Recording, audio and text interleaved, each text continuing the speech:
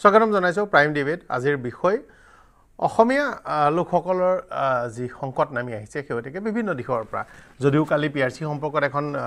জাননী জাৰি কৰাৰ পাছত বিষয়টো বেছি চৰ্চা হৈছিল চৰকাৰে অৱশেষত জাননী জাৰি কৰিছে চৰকাৰে এইটো কথা কৈছে যে শিক্ষা বিভাগৰ বিষয়ে তেওঁলোকে চৰকাৰৰ সৈতে আলোচনা নকৰাকৈ জাননী জাৰি কৰিছিল কিন্তু কেইবাটাও বিষয় কিছুমান বিষয় চৰকাৰে প্ৰত্যাহাৰ কৰিছে এটা দুটা বিষয় কিন্তু যেনে ধৰণে এপিএছচিত অসমীয়া ভাষাৰ এখন প্ৰশ্ন কাকতে যিমান গুৰুত্ব পাব লাগিছিল সেয়া সম্পূৰ্ণৰূপে এৰাই আঁতৰি গুচি গ'ল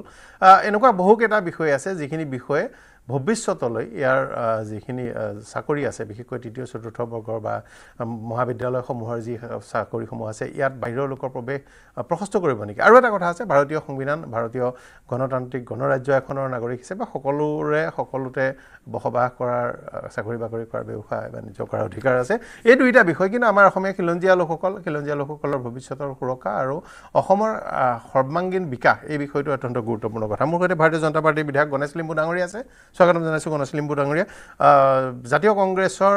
অসম প্ৰদেশ কংগ্ৰেছ কমিটিৰ মিডিয়া বিভাগৰ অধ্যক্ষ বেদব্ৰত বৰা ডাঙৰীয়া আছে স্বাগতম জনাইছোঁ মোৰ সৈতে বিশ্লেষক দীৰ্ঘদিন ধৰি ৰাজনৈতিক অৰ্থনৈতিক সামাজিক বিশ্লেষণ কৰি অহা প্ৰদ্যুন্ন গোস্বামী ডাঙৰীয়া আছে স্বাগতম জনাইছোঁ মোৰ সৈতে সংযুক্ত হৈছে কংগ্ৰেছৰ বিধায়ক আব্দুৰ ৰছিদ মণ্ডল ডাঙৰীয়া আপোনাক স্বাগতম জনাইছোঁ আৰু পলাশ ৰঞ্জন চাংমাই ডাঙৰীয়া সংযুক্ত হৈছে অসম জাতীয়তাবাদী যুৱ ছাত্ৰ পৰিষদৰ সাধাৰণ সম্পাদক স্বাগতম জনাইছোঁ আপোনাকো আৰু খন্তেক সময়ৰ পিছতে চামকানু মহন্ত ডাঙৰীয়া সংযুক্ত হ'ব বিষয়টো জটিল আৰু কেইবাটাও গুৰুত্বপূৰ্ণ বিষয় আছে মই আব্দুৰ ৰছিদ মণ্ডল ডাঙৰীয়াৰ পৰা আৰম্ভ কৰিব বিচাৰিছোঁ মণ্ডল ডাঙৰীয়া এনআৰচি পিআৰচি বিভিন্ন বিষয়ক লৈ আমি সদায় চৰ্চা শুনি থাকোঁ আমি এতিয়া শেহতীয়াকৈ যি পিআৰচি কেন্দ্ৰিক এটা চৰ্চা শুনিলোঁ আমি CA কেন্দ্ৰিক চৰ্চা শুনিলোঁ ইয়াৰ পূৰ্বে আমি APSCৰ অসমীয়া ভাষাৰ প্ৰশ্ন কাকতখনৰ কেন্দ্ৰিক দীঘলীয়া বিতৰ্ক কৰিছোঁ ৰাজ্য ভাষা প্ৰয়োগৰ বিতৰ্ক আছে ৰাজ্য ভাষা গৈ তেনেই সংকুচিত হৈ পৰিছে অসমত খুব কমেইহে ক'ৰবাত দুই এজন বিষয়াই ৰাজ্য ভাষা ব্যৱহাৰ কৰাৰ বাহিৰে ৰাজ্য ভাষা একেবাৰে নাই কোনো বিষয়ে নিজৰ কাৰ্যালয়টোত সামান্য কিছু অসমীয়া ভাষা বা ৰাজ্য ভাষা ব্যৱহাৰ কৰাৰ বাহিৰে নাইকিয়া হৈ গ'ল সকলো ফালৰ পৰা এই সম্পূৰ্ণ বিষয়বোৰ সংকুচিত হৈ গৈছে শাসকীয় পক্ষই কওক বিৰোধী পক্ষই কওক চৰকাৰ বিজেপিৰ আছে পূৰ্বে কংগ্ৰেছৰ নেতৃত্বত চৰকাৰ আছিল অসম গণ পৰিষদৰ চৰকাৰ আছিল পৰ্যায়ক্ৰমে সকলো চৰকাৰৰ দিনতেই ছবিখন প্ৰায় একেই গতিকে এতিয়া আকৌ এটা প্ৰশ্ন উত্থাপন হৈছে এইটো অত্যন্ত জটিল বিষয় ৰছিদ মণ্ডল ডাঙৰীয়া ধন্যবাদ বৰাগুণে আদিত্য প্ৰথম কথা হৈছে যেটা পিআরসির যেটো ইস্যু এইটো আপনার বস্তুটা এটা প্রয়োজনীয় ইস্যু সরকারে যেটো বাতিল করা যেটো সিদ্ধান্ত কি কারণত বাতিল করানোর কথা সিদ্ধান্ত করেছে এটা জানা না যায় কিন্তু পিআরসির প্রয়োজনীয়তা আছে কিন্তু পিআরসি ইস্যুর ক্ষেত্ৰত কিছুমান যেটো লেহেমীয়া দীঘলীয়া প্ৰক্ৰিয়া দেখাত একেবাৰে সৰু প্ৰক্ৰিয়া কিন্তু দেখা গৈছে যে বিভিন্ন এডুকেশনাল ইনস্টিটিউশনত আপনাৰ অসমৰ বাহিৰতে হওক বা বিভিন্ন ঠাইত অসমৰ ল'ৰা ছোৱালী এডুকেশনাল ইনস্টিটিউট এডমিশন পিআৰসিৰ প্ৰয়োজন হয় কিন্তু সময়মতে আমাৰ সাৰ্কল অফিসাৰৰ বা লাটমণ্ডলখনৰ যেনেকৈ তৎপৰতাৰ ৰিপৰ্টটো দিব লাগে সেই ৰিপৰ্টৰ টাইমলি দিব নোৱাৰাৰ কাৰণে কেতিয়াবা টাইম উকলি যায় গতিকে মোৰ ব্যক্তিগত অনুমান আমাৰ বেদব্ৰত বৰুৱা ডাঙৰীয়া আছে দলীয় সিদ্ধান্ত কি আছে ষ্টেণ্ড কি আছে মই ক'ব নোৱাৰিম কিন্তু মোৰ ব্যক্তিগত যেটো অভিজ্ঞতা আৰু ধাৰণা পিআৰসিৰ প্ৰয়োজনীয়তা আছে কিন্তু পিআৰসি ইস্যুৰ ক্ষেত্ৰত কোনো জটিলতা থাকিব নালাগে যে নিৰ্দিষ্ট প্ৰমাণ থাকিলে যে অসমৰ স্থায়ী নাগৰিক এইটো ভোটাৰ তালিকাৰ ওপৰত ভিত্তি কৰি লওক বা বেলেগ কিবা ভিত্তি কৰি লওক যাতে তৎক্ষণাৎ পিআৰসি ইস্যু কৰিব পাৰে ইয়াৰ ব্যৱস্থা কৰিব লাগে পিআৰসিৰ প্ৰয়োজনীয়তা আছে গতিকে বাতিল কৰাৰ সিদ্ধান্তটো মই সিমান সঠিক সিদ্ধান্ত বুলি হোৱা নাই বুলি মই ভাবো সেকেন্ড যেটো অসমৰ ৰাজ্যসভা সংকুচিত কৰাৰ ক্ষেত্ৰত যেটো বিভিন্ন বিভাগ বা বিষয়াসকলৰ যেটো এক্সাৰসাইজ এইটো চিন্তনীয় বিষয় এই ক্ষেত্ৰত অসম সাহিত্য বা চৰকাৰে যি যথেষ্ট পৰিমাণে বিভিন্ন সময়ত বিভিন্ন ধৰণৰ ডাইৰেকশন দিয়ে কিন্তু আমি বিষয়াসকলে বা সকলে এই কথাত আমি সিৰিয়াসলি লোৱাৰ প্ৰয়োজন আছে আমি আমাৰ ভাষা যদি আমি নিজে সম্প্ৰসাৰণ নকৰো তেতিয়াহ'লে বেলেগ ৰাজ্যৰ মানুহে আমাক ভাষা সংস্কৃতি সম্প্ৰসাৰণ নকৰে যাতে এই ক্ষেত্ৰত অকল চৰকাৰ অসম সাহিত্য সভা হলে নহব অসমৰ বিষয়া কৰ্মচাৰী সকলো শিক্ষা অনুষ্ঠান প্ৰতিষ্ঠানৰ মুৰব্বীসকলে ইয়াত সচেতন হ'ব প্ৰয়োজন আছে নেক্সট যেতিয়া আৰু এটা কথা যিটো খিলঞ্জীয়াৰ ক্ষেত্ৰত বহুত সময়ত যিটো এই খিলঞ্জীয়া শব্দ খিলঞ্জীয়াৰ ডেফিনেশ্যন লৈ এইটো বিতৰ্কিত বিষয় মই যিমানখিনি জানো যে খিলঞ্জীয়াৰ ডেফিনেশ্যন এতিয়ালৈকে অসম বিধানসভা যদিও চৰকাৰী পক্ষৰ পৰা বিভিন্ন সময়ত বিভিন্ন ধাৰণাৰ দি থকা হয় সেই সংজ্ঞাটো এতিয়া সৰ্বজন গ্ৰহণযোগ্য ডেফিনেশ্যন বুলি মই গণ্য নকৰোঁ কাৰণ এতিয়া আমাৰ ব্ৰহ্ম কমিটিৰ যিটো ৰিপৰ্ট আমাৰ এবাৰ অসম চৰকাৰে ব্ৰহ্ম কমিটি বনাইছিল যিটো অসম চুক্তি 6 নম্বৰ দফা ৰূপায়ণ বা খিলঞ্জীয়াৰ প্ৰভুত্ব ক্ষেত্ৰত যিটো এটা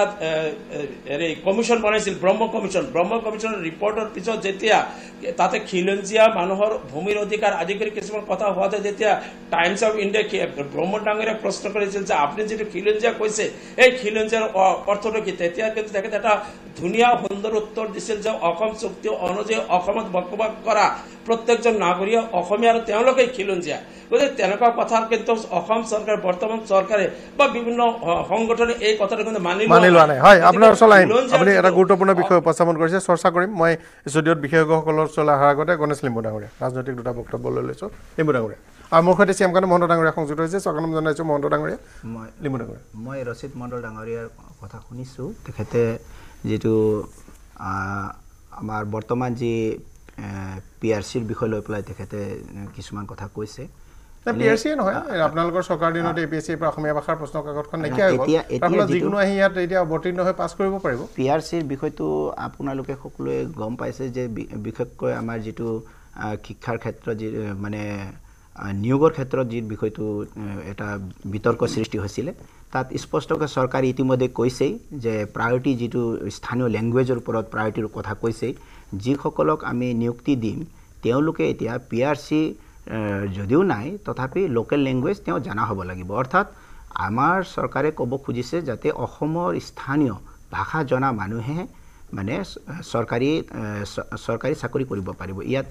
কোনো দ্বিমত হ'ব নালাগে বিশেষকৈ PRCৰ ক্ষেত্ৰত আমি জানো যে বিশেষ সময়ত PRC যিটো কোৰ্টত আমি কেতিয়াবা অসম চৰকাৰে বিভিন্ন ধৰণৰ সমস্যাৰ সন্মুখীন হ'ব লগা হয় PRCৰ কাৰণে বিভিন্ন ধৰণৰ সমস্যা মানে আগতে কিছুমান কোৰ্ট তেনেকুৱা হৈছে যিটো কাৰণে আমি বাহিৰৰ ভাৰতৰ যিকোনো ৰাজ্যৰ মানুহে PRC ল'ব পাৰে অসমত যে PRC ল'ব নোৱাৰে তেনেকুৱা কোনো কথা নাই চ'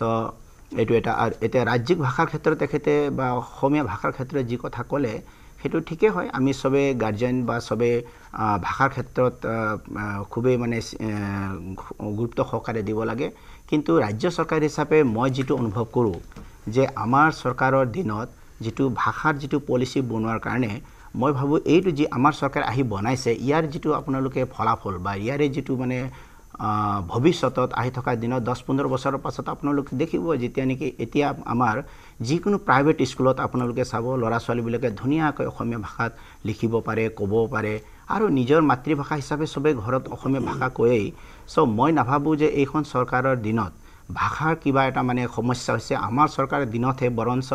অসমীয়া ভাষা কি ধৰণেৰে আমি আগুৱাই লৈ যাব পাৰিম কি ধৰণেৰে ইয়াক আমি ব্যক্তিগত খণ্ডটো আমি অসমীয়া ভাষা কি ধৰণে শিক্ষা দীক্ষা দিব পাৰিম এই সময়ত এনেকুৱা আছিলে যিসকলে মানে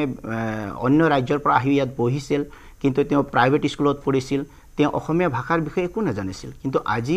অথচ যিসকল বাহিৰৰ পৰাও ইয়াত আহি পঢ়া শুনা কৰি আছে অসমৰ স্কুলবিলাকত কিন্তু তেওঁলোকে আজি অসমীয়া ভাষা সুন্দৰকৈ ক'ব পাৰে সেইকাৰণে এইখন চৰকাৰৰ দিনত অসমীয়া ভাষাৰ কাৰণে যথেষ্ট প্ৰথম কথা হ'ল কৰাটা যে এনেকুৱা মাজে সময়ে হৈ থকা এনেকুৱা বিতৰ্কবিলাকে মানে অসমৰ সামাজিক প্ৰেক্ষাপটটোক অলপ বিনষ্ট কৰে এনেকুৱা ধৰণৰ কথাবিলাক হৈ থাকিব সাধাৰণতে নালাগে বেয়া লাগে কথাবিলাক আৰু দ্বিতীয় কথাটো হ'ল যে PRC প্ৰসংগটো এইবাৰে প্ৰথম নহয় PRC প্ৰসংগটো বিগত সময়ত আপোনাৰ বিভিন্ন সময়ত APSC সময়তে হওক স্কুলৰ শিক্ষা নিযুক্তিৰ ক্ষেত্ৰৰ সময়তে হওক বিভিন্ন সময়ত PRC প্ৰসংগটো ওলাইছে আৰু বিভিন্ন সময়ত PRCটো বেদবল বৰা ডাঙৰীয়া জানিব এটা সময়ত যেতিয়া 89-99 চনত ল'ৰা ছোৱালীবোৰে মেট্ৰিক পাছ কৰিবলৈ কৰিছিল যিসকল ধৰক আমাৰ সমসাময়িক যিসকলে কৰিছিল তেওঁলোকক তেতিয়া PRC লগা আছিল নামভৰ্তিৰ কাৰণে PRC বন্ধ আছিল প্ৰভিজ প্ৰভিজনেল পিআৰচি বুলি এটা ব্যৱস্থা কৰি কেৱল মাত্ৰ এডমিশ্যনৰ কাৰণে কৰি তেতিয়াৰ পৰা কৰি আছিল গতিকে পিআৰচি ব্যৱস্থাটো আকৌ বহু দিনৰ পৰা আমাৰ জটিল পৰ্যায়ৰ মাজেৰে গৈছে হয় আৰু পিআৰচি বিষয়টো সাধাৰণতে এডমিশ্যনৰ কাৰণে মেণ্ডেটৰী হয় কিন্তু চাকৰি নিয়োগৰ ক্ষেত্ৰত পিআৰচি বহু ক্ষেত্ৰত বিচৰা হয় বহু ক্ষেত্ৰত বিচৰা নহয় ইয়াৰ এটা কথা একেবাৰে নথকা নহয় মই সাধাৰণ আইনৰ ছাত্ৰ নহয় যদিও এই বিষয়টো যেতিয়া অধ্যয়ন কৰিছিলোঁ তেতিয়া গম পাইছিলোঁ যে সংবিধানৰ আৰ্টিকল 16ৰ মতে ভাৰতীয় যিকোনো এজন নাগৰিকৰ ভাৰতবৰ্ষখনৰ ভিতৰত যিকোনো এটুকুৰ ঠাইতে আপোনাৰ ব্যৱসায় বা চাকৰি কৰা তেওঁলোকৰ এটা অধিকাৰ আছে এতেকে সেই হিচাপতে মই ভাবি আছিলোঁ যে পিআৰচিটো সাধাৰণতে নিয়োগৰ ক্ষেত্ৰত আপোনাৰ প্ৰযোজ্য নহয় সেইকাৰণে বিগত সময়ত এপিএছচি কথাৰ ক্ষেত্ৰতে হওক বা বহু ক্ষেত্ৰত আমি বাতৰি দেখিবলৈ পাওঁ যে স্কুলৰ ক্ষেত্ৰতো বহুত শিক্ষক বাহিৰাগত প্ৰাৰ্থীয়ে এপ্লাই কৰিছে গতিকে তেনেকুৱা এটা বিষয় হ'ল কিন্তু আজি হঠাৎ চৰকাৰে এই নটিছখন প্ৰত্যাহাৰ কৰি এটা কথাই প্ৰমাণ কৰিলে যে পিআৰচি নলগোৱাকৈ তাতে পিআৰচি লগাটো এখন ৰাজ্যত বাধ্যতামূলক কৰিব পাৰি তাতে ডেফিনেটলি কিবা ক্লজ থাকিব লাগিব কিবা এমেণ্ডমেণ্ট থাকিব লাগিব কিবা প্ৰভিজন সংবিধানত থাকিব লাগিব আমাৰ ৰাজ্য ভাষা আইন আছে ৰাজ্য ভাষা আইন নিশ্চয় কৰিয়ে আমি পাৰিম বেলেগ একো নালাগে তাৰমানে মই সেই আইনী প্ৰক্ৰিয়াটোৰ বিষয়ে নাজানো কিন্তু মোৰ পইণ্টটো হৈছে যিহেতু আজি এইখন লেটাৰ প্ৰত্যাহাৰ কৰিলে প্ৰত্যাহাৰ কৰা কথাটোৱে এটা কথাই প্ৰমাণ কৰিলে যে পিআৰচিক বাধ্যতামূলক এখন ৰাজ্য চৰকাৰে কৰিব পাৰে যদি পিআৰচিক বাধ্যতামূলক এখন ৰাজ্য চৰকাৰে কৰিব পাৰে ইমান এটা সুন্দৰ কামৰ সুন্দৰ কথা যিটো কথাই অসমীয়া জাতিটোৰ অস্তিত্ব ৰক্ষা কৰিব প্ৰত্যেকটো নিয়োগৰ ক্ষেত্ৰতে কিয় নকৰে প্ৰত্যেকটো নিয়োগৰ ক্ষেত্ৰতে বোলে এনেকুৱা এটা ডিচিশ্যন লৈ ল'ব লাগে যে অসমত যিকোনো এটা চাকৰি কৰিবলগীয়া হ'লেই যে পিআৰচি বাধ্যতামূলক হ'ব বা ইয়াৰ লোকেল স্থানীয় ব্যক্তিয়েহে ইয়াত আপোনাৰ আবেদন কৰিব পাৰিব সেইটো দৰকাৰ পৰিলে আপোনাৰ কলেজ শিক্ষকেই হওক সেইটো এজন 4th গ্ৰেড এমপ্লয়ী হওক সেইটো শিক্ষা বিভাগৰ গভৰ্ণমেণ্টৰ জবেই হওক লাগিলে চেণ্ট্ৰেল গভৰ্ণমেণ্টৰ নৰ্থ ইষ্টৰ চাকৰি হওক যি চাকৰি নহওক আমাৰ যি বিভাগৰ সমানলনৰ দিনৰ গ্ৰুপ 3 গ্ৰুপ ডি ডেফিনেটলি গতিকে যি বিভাগৰে চাকৰি নহওক গতিকে সকলো বিভাগতে এইটো আচলতে নিয়ম একেই হ'ব লাগে কিন্তু আজি মই আচৰিত হৈছোঁ যে ভিন্ন বিভাগত ভিন্ন নিয়ম এইটো এটা কথা হ'ব নোৱাৰে আৰু এই কথাটো যদি সঁচাকৈ লাগু কৰিব পৰা যায় যে পিআৰচি অসমত চাকৰি কৰাৰ কাৰণে বাধ্যতামূলক হ'ব লাগে গতিকে এইটো অত্যন্ত সুন্দৰ পদক্ষেপ আৰু আজিৰ নটিছখনে আজিৰ এই প্ৰত্যাহাৰটোৱে এই কথাটোক আমাক প্ৰমাণ কৰিলে যে এই সংবিধানৰ ক্লজটোক আমি ডেফিনেটলি এমেণ্ডমেণ্ট বা প্ৰভিজন আছে তাক কেঞ্চেল কৰা প্ৰথম কথা আৰু দ্বিতীয় কথা হ'ল যে অসমীয়া ভাষাক ৰক্ষা কৰাৰ ক্ষেত্ৰত মানে অকল কেৱল মই এই কথাটো আন্তৰিকতাৰে বিশ্বাস কৰোঁ যে অকল কেৱল পিআৰচি বাধ্যতামূলক কৰিয়ে অসমীয়া ভাষা ৰক্ষা কৰাৰ এই প্ৰসংগটো কেতিয়াও থাকিব নোৱাৰে আজিৰ তাৰিখত বিশেষকৈ হাইস্কুলৰ ক্ষেত্ৰত ছেকেণ্ডেৰী এডুকেশ্যনৰ ক্ষেত্ৰত যিবিলাক ইংৰাজী মাধ্যমৰ বিদ্যালয় অসমত আছে সেই বিদ্যালয়সমূহত এখন অসমীয়াৰ প্ৰশ্ন কাকত আছে নথকা নহয় কিন্তু পৰাগদা আপুনিও জানে ময়ো জানো সেই প্ৰশ্ন কাকতখন কিটো প্ৰকাৰেৰে ছাত্ৰ ছাত্ৰীসকলক পঢ়ুওৱা হয় বা তেওঁলোকৰ মাৰ্কিং চিষ্টেমটো কি আজি আটাইতকৈ দুখৰ কথাটো হৈছে যিখিনি ছাত্ৰ ছাত্ৰী ইংৰাজী মাধ্যমত পঢ়ি আছে সেই ইংৰাজী মাধ্যমত পঢ়ি থকা ছাত্ৰ ছাত্ৰীসকলৰ 70-80% ছাত্ৰ ছাত্ৰীয়ে অসমীয়া বাতৰি কাকত এখন সলসলীয়াকৈ পঢ়িব নোৱাৰে এই কথাটো আমি কোনোবা দিনাখন বিচাৰ কৰি চাইছোনে আমি মানে এনেকুৱা এটা ধাৰণা আমাৰ সমগ্ৰ অসমখনত দি থকা হয় যে অসমীয়া ভাষাটো ৰক্ষা কৰাৰ দায়িত্ব কেৱল চৰকাৰী বিদ্যালয়ত পঢ়ি থকা ছাত্ৰ ছাত্ৰীসকলে সেই টিকাটো লৈ থৈ দিছে বাকী ছাত্ৰ ছাত্ৰীসকলৰ এই কথাটোত কৰিবলগীয়া কাম একো নাই গতিকে আজি যদি অসমীয়া ভাষাটো ক'ব আৰু লিখিব পৰাকৈ পিছৰ প্ৰজন্মটো সাজু কৰি তুলিবলগীয়া হয় আমি এটলিষ্ট আমাৰ অসমত যিখিনি বিদ্যালয় আছে সেই বিদ্যালয়খিনিত ক্লাছ 10লৈকে অসমীয়া প্ৰশ্ন কাকত এখন বাধ্যতামূলক কৰাই নহয় খুব ষ্ট্ৰিক্ট মনিটৰিঙত তাক শিক্ষা কেনেকৈ প্ৰদান কৰা হৈছে প্ৰকৃততে ব্যাকৰণ অসমীয়া ব্যাকৰণ তাত কেনেকৈ শিকোৱা হৈছে তাক মাৰ্কিং চিষ্টেমটো কেনেকুৱা কৰা হৈছে এই কথা সকলোখিনি বাধ্যতামূলক কৰিব লাগিব আদাৰৱাইজ যিটো জেনেৰেশ্যন উঠি আহি আছে যিটো প্ৰজন্ম আমাৰ ভৱিষ্যতে আহি আছে সেই প্ৰজন্মটোৱে অসমীয়া ভাষা ৰক্ষা কৰাটো বাদ দিয়ক দুদিন পিছত অসমীয়া বাতৰি কাকত এখনৰ হেডলাইনকেইটা পঢ়িব নোৱাৰে এইটো হৈছে আজিৰ তাৰিখত বাস্তৱ সত্য নিশ্চয় মই আপোনালোকক ধন্যবাদ জনাইছোঁ যে জাতীয় সংকটৰ সময়ত আপোনালোকে এটা খুব সুন্দৰ বিষয় উত্থাপন কৰিছে মই বৰ বেছি বিতৰ্কলৈ নাযাওঁ প্ৰদ্যুম্ন গোস্বামীয়ে এটা কথা কৈছে যে নতুন প্ৰজন্মক আমি অসমীয়া ভাষাটো শিকাব লাগে নহ'লে বাতৰি কাকতৰ সংখ্যাটো এতিয়া প্ৰচলন কি আপোনালোকে জানেই মই নকওঁ এটা বিতৰ্ক সাংঘাতিক ধৰণৰ অৱস্থা হৈছে কেন্দ্ৰীয় বিদ্যালয় অসমত 42খন কেন্দ্ৰীয় বিদ্যালয় আছে অসমত এই 42খন কেন্দ্ৰীয় বিদ্যালয়ত প্ৰায় 40,000মান ছাত্ৰ ছাত্ৰীয়ে পঢ়া শুনা কৰে আৰু ইয়াৰে 80% অসমীয়া ছাত্ৰ ছাত্ৰী এই অসমীয়া ছাত্ৰ ছাত্ৰীসকলে তাত অসমীয়া ভাষাটো নাই মই নিজে এইকাৰণেই জড়িত যে মই কেন্দ্ৰীয় বিদ্যালয় অভিভাৱক সন্থাৰ মই সভাপতি আমি কিছুদিন আগতে ইয়াত যিজন সঞ্চালক থাকে তেখেতক লগ কৰিব গৈছিলোঁ ইয়াৰ আগতেও বহুত মেমৰেণ্ডাম দিছোঁ আমি কেন্দ্ৰীয় মন্ত্ৰীকো মেমৰেণ্ডাম দিছোঁ পল্লৱ লোচন দাসকো দিছিলোঁ ৰিপুণ বৰাকো দিছিলোঁ আৰু বিষয়টো ৰেজো হৈছিলে এতিয়াও বিষয়টো তেনেকেই আছে ক্লাছ 8লৈকে অসমীয়া সাবজেক্টটো আছে কিন্তু কোনো শিক্ষক নাই কনটেক্সুৱেল শিক্ষক খানাপাৰাতে নাই খানাপাৰাতে নাই ক্লাছ 10লৈ আমাৰ দাবীটো হ'ল যে ক্লাছ 10ৰ মেট্ৰিক পৰীক্ষাটোলৈকে অন্তত যে এজন পৰীক্ষাটো হ'ব লাগে তেওঁলোকে অপচনেল সাবজেক্ট কৰি ৰাখিছে গতিকে অসমীয়া কোনো নলয় অসমীয়া শিক্ষকেই নাই আমি মানে আৰু স্কুলত যেনেকৈ অসমীয়া পঢ়িবই হয় আৰু বেদতা যিকেইখনত অসমীয়া আছে সাবজেক্ট আছে কেনেকে পঢ়ায় আপুনি সুধিবচোন ব্যাকৰণৰ কিন্তু খানাপাৰা কেনেকে দিয়ে চেণ্ট্ৰেল স্কুলৰ যদি আমি আটাইতকৈ ডাঙৰ মডেল হিচাপে লওঁ আৰু আমাৰ ইয়াত সাংবাদিক হওক বুদ্ধিজীৱী হওক বিশিষ্ট ব্যক্তিসকলৰ বেছিভাগ ল'ৰা ছোৱালী খানাপাৰা চেণ্ট্ৰেল স্কুলত পঢ়ে যদি চৰকাৰী খণ্ডৰ বিদ্যালয়ত পঢ়ে ইয়াতে আপুনি অসমীয়া আপোনাৰ পাৰ্মিনেণ্ট কোনো টিচাৰ নাইকিয়া আৰু অপচনেল ছাবজেক্ট কৰি ৰাখিছে কোনো ষ্টুডেণ্ট তাত নাইকিয়া গতিকে এই অৱস্থা মোৰ বিষয়টো হ'ল যে আছুকে ধৰি যিমানবিলাক সংগঠন আছে এই সংগঠনবিলাকৰ আজি এটা দায়িত্ব আছিলে আমি খুব দুখৰে মন কৰিছোঁ যে বাৰে বাৰে এই শিক্ষাৰ ক্ষেত্ৰত জাতীয় সংকট আহিছে ভাষাৰ সংকট আহিছে অস্তিত্ব ৰক্ষা আন্দোলনৰ কাৰণে আমাৰ ইমানখিনি শ্বহীদ হ'ল তাৰ পিছত কিন্তু বিষয়টো একেই থাকিলে গণেশ লিমু ডাঙৰে কৈছে ভাষাৰ ক্ষেত্ৰত আপোনালোকে কৰিছে আপোনালোকে অসমীয়া ভাষা প্ৰয়োগৰ কাৰণে একো কৰা নেকি ভাষা যিখন আইন সেই আইনখন প্ৰযোজ্যৰ কাৰণে আপোনালোকে একো কৰা নেকি আৰু দুখৰ কথাটো হৈছে আপোনালোকৰ চৰকাৰ চলি আছে চৰকাৰে আপোনালোকৰ নাজানে যে এগৰাকী সঞ্চালকে দিয়া অৰ্ডাৰটো চৰকাৰে নাজানো বুলি কৈছে এই শিক্ষামন্ত্ৰীৰ কাম কি আছে অসমত শিক্ষামন্ত্ৰী কি কাম আছে অসমত শিক্ষামন্ত্ৰীগৰাকীয়ে এই বিষয়গৰাকীৰ বিৰুদ্ধে কি ব্যৱস্থা গ্ৰহণ কৰিলে এতিয়ালৈকে তেওঁ ব্যৱস্থা গ্ৰহণ কৰি তেওঁৰ পৰা স্পষ্টীকৰণ আমি কিবা পালোনে গতিকে এইখন চৰকাৰ অৰাজক এখন চৰকাৰ আপোনালোকে জবাবদিহি কৰক আপোনালোকে জনপ্ৰতিনিধি আপোনালোক বিধায়ক আপোনালোকে শিক্ষামন্ত্ৰীক জবাবদিহি কৰক নহ'লে সমষ্টিলৈ যাব নোৱাৰিব আপোনালোকে এইটো ৰাজনৈতিক কথা মই আপোনাক কৈছোঁ সমষ্টিৰ ৰাইজে আপোনালোকক দিগদাৰ কৰিব আপোনালোকে ইমান এটা সাংঘাতিক বিষয় আপোনালোকে গুৰুত্বহীন কৰিছে আপোনালোকৰ দলৰ ফালৰ পৰা এতিয়ালৈকে কোনো স্থিতি নাইকিয়া ইমান অৰাজক এখন চৰকাৰ আপোনালোকে চলাইছে সঞ্চালকে দিয়া অৰ্ডাৰটো চৰকাৰে নাজানো বুলি কয় এইটো চৰকাৰৰ পাৰ্ট অফ দ্য নহয় নেকি সঞ্চালক যদি চৰকাৰৰ পাৰ্ট নহয় চৰকাৰখন চলিছে কেনেকৈ চৰকাৰী নীতি নিয়ম কেবিনেটত হোৱা এটা নিয়ম সঞ্চালকজনে ইমপ্লিমেণ্ট কৰে তাৰপিছত চৰকাৰ ইমান সাহস কেনেকৈ আঁতৰিব পাৰে কেনেকৈ অৰ্ডাৰ দিব পাৰে শ্যামকান্ত মহন্ত ডাঙৰে শিক্ষা বা অসমীয়া ভাষাৰ ক্ষেত্ৰত ইতিমধ্যে কথাখিনি কোৱা হৈছে কিন্তু মোৰ যিটো ছাবজেক্ট মোক আটাইতকৈ দৰকাৰী কথা অসমীয়া মানুহৰ সংস্থাপনহীনতা এইটো এটা সমস্যা মই দিনে দিনে উপলব্ধি কৰি আহিছোঁ অসমৰ বিভিন্ন স্তৰৰ মানুহৰ লগত সম্পৰ্ক আছে আমাৰ আমি জানিছোঁ যে আমি গম পাইছোঁ সংস্থাপনহীনতা অসমীয়া ভাষী ৰাইজৰ বৃহত্তৰ অসমীয়া ৰাইজৰ মাজত কিমান বেছি হৈছে আমি মৰ্মে উপলব্ধি কৰিছোঁ চ' সেইকাৰণে মই বেচিকেলি এমপ্লয়মেণ্ট এংগলত বেছিকৈ ফ'কাছ কৰিব বিচাৰিছোঁ পৰাগ তুমি জানা আমাৰ শংকাটো ক'ত আমাৰ শংকাটো হৈছে আমাৰ ল'ৰা ছোৱালীৰ মাজত চাকৰি নাই আৰু মই এই ক্ষেত্ৰত অলপ মই সংকীৰ্ণ মনৰ বিচাৰিছোঁ হিচাপে মহাৰাষ্ট্ৰত মই কাম কৰিছিলোঁ মহাৰাষ্ট্ৰৰ মাৰাঠীসকলো সংকীৰ্ণ মনৰ তেওঁলোকৰ ৰাষ্ট্ৰীয় কিবা নীতি থাকিলেও তেওঁলোকে মাৰাঠী মানুহৰ চাকৰি পোৱাৰ কাৰণে ব্যৱস্থা কৰি দিয়ে যিটো তামিলসকলে কৰে বেংগলত গৈছোঁ মোৰ লগত কাম কৰা ল'ৰা এটা দেখিলোঁ সি বেংগলী বোলে মই তাতে চিভিল ছাৰ্ভিচ কৰিম আমাৰ তাত প্ৰিফাৰেঞ্চ পোৱা যায় এইটো কৰা হয় এখন ৰাজ্যৰ এখন নীতি কিছুমান কৰা হয় নিজৰ মানুহখিনি কৰাৰ কাৰণে মই ভাবোঁ যে প্ৰথম কথাটো হৈছে আজি সিদ্ধান্তটো ভাল হৈছে যিটো যদি এইটো কথাটো দেখাত অলপ বেয়া হৈছে কিন্তু এই সিদ্ধান্তটো মই ভাল পাইছোঁ যে এইটো যে প্ৰদ্যুন্মই এটা কথা কৈছে যে PRCটো উইথড্ৰ কৰা যিটো PRC যিটো অৰ্ডাৰ ওলাইছিলে উইথড্ৰ কৰা হৈছে অৰ্ডাৰ তাৰ মানে বাকীখিনিতো কৰিব পৰা যায় মোৰ প্ৰথম আহ্বানটো হৈছে যে অসমত চাকৰি কৰিব হ'লে নিজৰ ভাষাটো লোকেল লেংগুৱেজ আজি ৰণোজ পেগুৱে টুইটো কৰিছে যে এটা আছে লেকচাৰ এপইণ্টমেণ্ট আছে প্ৰবক্তা এপইণ্টমেণ্টত এইটো আছে সকলো চাকৰিতে এটা প্ৰক্ৰিয়া আৰম্ভ কৰিব লাগে এইটো এইকাৰণে আৰম্ভ কৰিবলৈ আমি সংকীৰ্ণ মনৰ মানুহ আমি বিচাৰিছোঁ অসমীয়া মানুহে চাকৰি পাওক অসমত অসমীয়া মানুহে প্ৰিফাৰেঞ্চ পাওক কিহত প্ৰিফাৰেঞ্চ পাওক APSC চাকৰি এইটো হ'ব লাগে ইঞ্জিনিয়াৰ চাকৰিত হ'ব লাগে বা 3rd গ্ৰেডৰ চাকৰিত হ'ব লাগে 4th গ্ৰেডৰ চাকৰি হ'ব লাগে PRC লাগে পাৰ্মানেণ্ট ৰেচিডেন্স চাৰ্টিফিকেট আছে কোনোবা এজন ব্যক্তি যদি বহু বছৰ ধৰি অসমত আছে তেওঁ অসমৰ এজন মই এইটো ক্ষেত্ৰত আমি সংকীৰ্ণ মনা নহয় কিন্তু অসমবাসী বৃহত্তৰ অসমবাসীৰ কাৰণে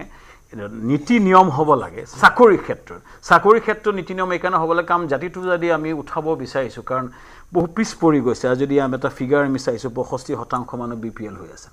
আমাৰ চাকৰিৰ ক্ষেত্ৰত 25 লাখ নিবনুৱাৰ কথা কোৱা হৈছে এইটো দিনে দিনে বাঢ়ি গৈছে 30+ বাঢ়ি গৈছে চ' গতিকে অসমীয়া মানুহ চৰকাৰী ক্ষেত্ৰত এডভান্টেজ পাওক তাৰ কাৰণে এটা ইউনিফৰ্ম মাননীয় মুখ্যমন্ত্ৰীক আহ্বান জনাম যে এই ক্ষেত্ৰত তেখেতে বিশেষ ব্যৱস্থা লওক যে সকলোখিনি এক্ৰছ দ্য বৰ্ড অনাগত দিনত যিবোৰ চাকৰি আহে তাত PRC বাধ্যতামূলক কৰক এটা নিৰ্দিষ্ট সময় বান্ধি দিয়ক যে ইমান বছৰ দিল্লী মুম্বাইৰ পৰা আহি আমাৰ অসমত চাকৰি নকৰিলেও হ'ব তাত বহু চাকৰি আছে উদ্যোগিক খণ্ড যদি দিল্লীত চাই উত্তৰ প্ৰদেশত এটা ইণ্ডাষ্ট্ৰিয়েল ৰিভলিউশ্যন হৈছে আমাৰ হোৱা নাই চ' আমাৰ মানুহখিনিৰ মাজত চাকৰি ক্ষেত্ৰত আমি অসমীয়া মানুহক এডভান্টেজ দিবই লাগিব তাৰ কাৰণে কিবা নীতি নিয়ম পলিচি বিধানসভাত পলিচি চেঞ্জ কৰি মই আশা কৰি মাননীয় মুখ্যমন্ত্ৰী এই ক্ষেত্ৰত নিৰ্দিষ্ট কিছুমান পদক্ষেপ ল'ব আজি কিন্তু ষ্টেটমেণ্টকেইটা দিছে ভাল লাগিছে তেওঁ যিকেইটা প্ৰক্ৰিয়া তেখেতে কৰিছে যে স্কুলীয়া ল'ৰা ছোৱালী কলেজৰ ছাত্ৰ ছাত্ৰীৰ কাৰণে ছ'চাইটিয়ে ছাত্ৰ ছাত্ৰীক পঢ়াওক ছ'চাইটিয়ে কিছুমান মানুহ সৃষ্টি কৰক যিসকল ছ'চাইটিৰ প্ৰতি অৱদান কৰে এই যিটো পদক্ষেপটো মই ভাল পাইছোঁ দ্বিতীয়তে এই PRC ক্ষেত্ৰতো APSCত পাৰি নাই ইঞ্জিনিয়াৰ্ছৰ ক্ষেত্ৰত বিশেষকৈ ইঞ্জিনিয়াৰ্ছৰ ক্ষেত্ৰত যদি আপুনি টেকনিকেলি খুব স্কিল চাব যায় বাহিৰৰ ইঞ্জিনিয়াৰ আমাৰ গোটেইকেইটা চাকৰি লৈ ল'ব আমাৰ যদি আপুনি চাই আমাৰ PWD বহুত চাকৰি ওলাব APGCলৈ বহুত চাকৰি ওলাব গোটেইখিনি চাকৰি যদি আপুনি ভাবে REC মানুহবোৰে REC কালিকট REC ৱাৰেংগল যদি আপুনি খুলি দিয়ে গোটেইখিনি আহি লৈ লোৱা কেপাচিটি আছে আমাৰ কিছুমান ইছ্যু আছে আমাৰ ইঞ্জিনিয়াৰৰ কিছুমান ইছ্যু আছে বা আমাৰ এডুকেশ্যনৰ বহুত ইছ্যু আছে এই ইছ্যুটো হৈছে আমি দক্ষ মানৱ সম্পদ কৰাত সিমান বেছি নেশ্যনেল লেভেলত সক্ষম হোৱা নাই চ' গতিকে এইটো এটা আৰম্ভণি পদক্ষেপ চৰকাৰক আহ্বান জনাম যে এই ক্ষেত্ৰত মানে মাননীয় মুখ্যমন্ত্ৰীয়ে নিজে কিছু পদক্ষেপ লয় আৰু যিটো আজি মনোজ পেগু ডাঙৰীয়াই কৈছে খুব ভাল পাইছোঁ লেকচাৰ এপইণ্টমেণ্টৰ ক্ষেত্ৰত স্পেচিফিক ৰুল এটা আছে লোকেল লেংগুৱেজ জনাটো সেইটো যথাৰ্থতে হওক লেকচাৰ এপইণ্টমেণ্টত অসমীয়া ল'ৰা ছোৱালী প্ৰিফাৰেঞ্চ পাওক 3rd গ্ৰেডৰ পদ 4th গ্ৰেডৰ পদ ইঞ্জিনিয়াৰ পদ APSC পদ সেইটোৱে মোৰ আহ্বান আমাৰ যিহেতু ভাষা প্ৰয়োগ সঞ্চালকালয় এখন আছে আইন আছে আৰু তাৰ লগে লগে মানে যিহেতু ভাৰতৰ ৰাজ্য গঠন ভাষা ভিত্তিক হৈছিল গতিকে আঞ্চলিক ভাষাটোত আমি PRCখন লাগে চাকৰি নিদিম বুলি ক'ব নোৱাৰোঁ কিন্তু আমি ক'ব পাৰোঁ যে খিলঞ্জীয়া থলুৱা যিকেইটা ভাষা আছে আমাৰ সেই ভাষাকেইটা জানিব লাগিব সেইকেইটাত মানে আমাৰ যিকেইটা ভাষা আছে স্বীকৃত ভাষা আছে সেইকেইটা জানিব লাগিব কৈ দিওঁ আপোনাক যে অলপ দিন আগতে যোৱা 8 মাহমানৰ ভিতৰত প্ৰায় 232টা হিন্দী শিক্ষকৰ পদত মকৰৰ লৈছিলে আৰু আপুনি জানি দুখ পাব তাত অসমৰ এজনো প্ৰাৰ্থী নাই 8জন নে কেইজন সব বহি ৰাজ্যৰ পৰা আহিছে আমি এটা ৰাষ্ট্ৰীয় দলক এই কৰোঁ আমি বিহাৰৰ পৰা অহা ঝাৰখণ্ডৰ পৰা আমি সকলোকে আদৰণি জনাব লাগিব কিন্তু এটা অন্তত অসমৰ মানুহত যিখিনি হিন্দী পঢ়িছিলে ল'ৰা ছোৱালী সিহঁতক সংস্থাপন কৰিব পৰাকৈ এটা গুৱাহাটী ইউনিভাৰ্চিটি ডিব্ৰুগড় ইউনিভাৰ্চিটিত সকলোতে হিন্দী ডিপাৰ্টমেণ্ট আছে তাৰ পৰা স্নাতকোত্তৰ ওলোৱা মানুহ আছে যদি PRCখন বাতিল কৰিবই পাৰে PRCটো বাধ্যতামূলক কৰিবই পাৰে কিন্তু আজি দেখা গ'ল সেই শিক্ষক শিক্ষিনী এপইণ্টমেণ্টৰ ক্ষেত্ৰত এই কামটো কিয় নকৰিলে কথাটো হৈছে সেইটো তেতিয়াহে আমাৰ কথাটো হৈছে কি নিৰ্দিষ্ট বিভাগ বুলি কথা নাই যদি পাৰি মোৰ এইটোৱে চৰকাৰখনলৈ আহ্বান এইটোৱে মই অত্যন্ত আন্তৰিকতাৰে অনুৰোধ কৰোঁ যে যদি পাৰি যিহেতু পাৰি যদি পাৰি হৈ থকা নাই যিহেতু পাৰি গতিকে এই কথাটো আপোনালোকে সকলো ক্ষেত্ৰতে প্ৰযোজ্য কৰক যেনে PRC কেন্দ্ৰীয় চৰকাৰৰ এটা নীতি আছে যে 6 নং অসম চুক্তি যিটো 6 নং দফা সেই 6 নং দফাত যিটো আছে যে মানুহৰ সাংবিধানিক সুৰক্ষাৰ কথা যিটো কথা আছিল আৰু সেইটো আখৰে আখৰে পালন কৰিবলৈ অমিত শ্বাহ ডাঙৰীয়াই কৈ দিছিলে সেই প্ৰতিবেদনখন আজি কি হ'ল 6 নং দফাৰ অসম চুক্তিৰ 6 নং দফাৰ যিখন প্ৰতিবেদন আছিলে সেই প্ৰতিবেদনখন চৰকাৰে এতিয়া গোটেই দাঁড়িয়ে কমাই কৰাৰ কথা আছিল এইখন যদি কৰিলে হয় এই সমস্যাবিলাক নহ'লে হয় নহয় ৰচিদ বন্দৰ ডাঙৰীয়া বিষয়টো জটিল কিন্তু